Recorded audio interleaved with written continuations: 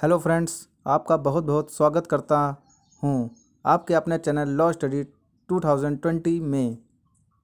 Friends, आज के इस वीडियो में आपको बताऊंगा इंडियन कॉन्स्टिट्यूशन के जो टॉपिक है सदस्यों की निर्भरताएं, जो आर्टिकल 101 से आर्टिकल 106 तक के बारे में बताता है।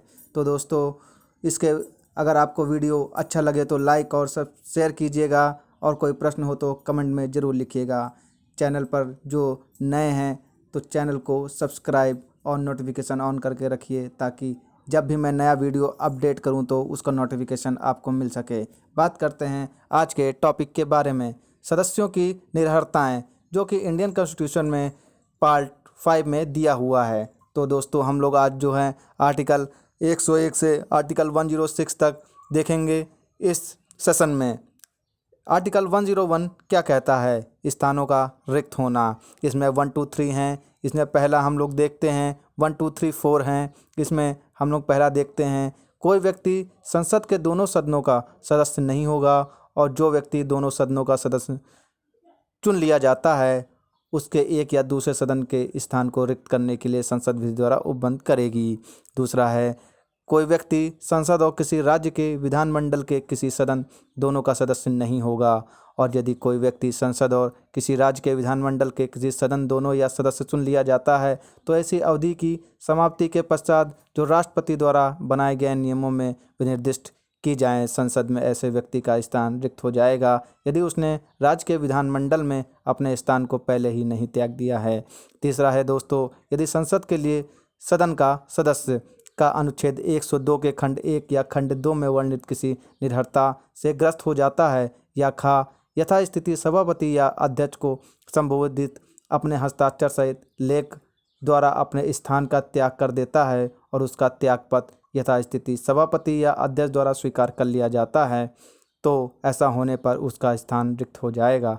परंतु उपखंड ख में निर्दिष्ट त्यागपत्र की दशा में यदि प्राप्त जानकारी से या अन्यथा और ऐसी जांच करने के पश्चात जो वह ठीक समझे यथास्थिति सभापति या अध्यक्ष का यह समाधान हो जाता है कि ऐसा त्यागपत्र स्वैच्छिक या असली नहीं है, तो वह ऐसा त्यागपत्र को स्वीकार नहीं करेगा। दोस्तों, चौथा देखते हैं, यदि संसद के किसी सदन का कोई सदस्य 60 दिन की अवधि तक सदन की अनुज्ञा के बिना उसके सभी अधिवेशनों से अनुपस्थित रहता है तो सदन उसके स्थान को रिक्त घोषित कर सकेगा। परंतु 60 दिन की उक्त अवधि की संगणना करने में किसी ऐसी अवधि को हिसाब में नहीं लिया जाएगा जिसके दौरान सदन सत्रावस्थित या निरंतर 4 से अधिक दिनों के लिए स्थगित रहता है।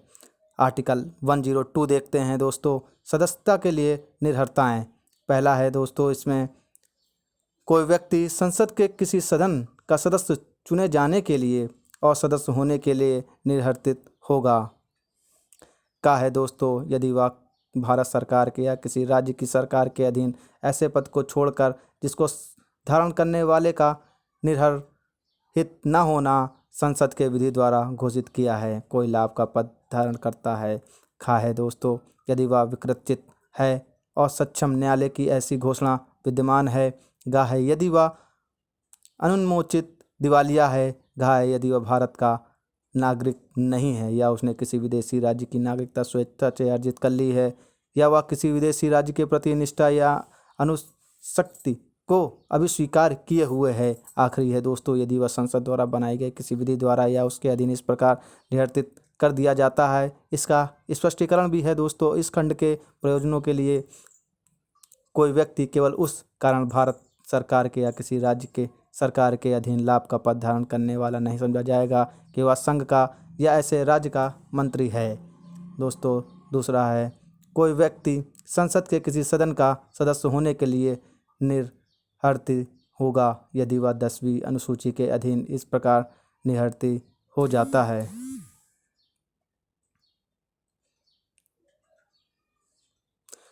दोस्तों, आर्टिकल 103 सदस्यों की निर्भरताओं से संबंधित प्रश्नों पर विनिश्चय है।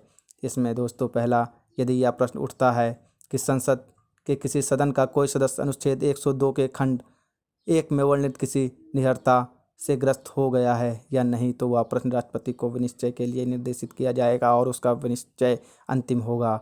दोस्तों, इसके लिए। दूसरा है इसमें, ऐसा किसी प्रश्न का निश्चय करने से पहले राष्ट्रपति निर्वाचन आयोग की राय लेगा और ऐसी राय के अनुसार कार्य करेगा।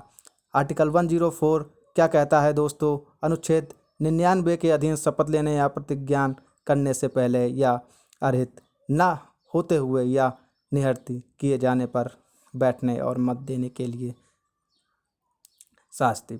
यदि संसद के किसी सदन में कोई व्यक्ति अनुच्छेद 99 की अपेक्षाओं के अनुपालन करने से पहले या वह जानते हुए कि मैं उसकी सदस्यता के लिए अर्हित नहीं हूँ या नियत कर दिया गया हूँ या संसद द्वारा बनाई गई किसी विधि के उपबंधों द्वारा ऐसा करने से प्रतिसिद्ध कर दिया गया हूँ, सदस्यों के रूप में बैठता है या मत देता है, तो वह प्रत्येक दिन के लिए जब वह इस प्रकार बैठता है या मत देता है 500 रुपये की शास्ति का भागी होगा, जो संघ का देय ऋण के रूप में वसूल की जाएगी।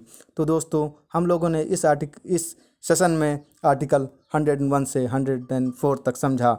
जो हम लोगों ने 106 तक हम लोगों को देखना था, तो अगले सेशन में हम लोग 105 और 106 देखेंगे, जो कि उसका टॉपिक होगा संसद और उसके सदस्यों की शक्तियाँ, विशेषाधिकार और उन्मुक्तियाँ के अंतर्गत आर्टिकल 105 और 106 आता है।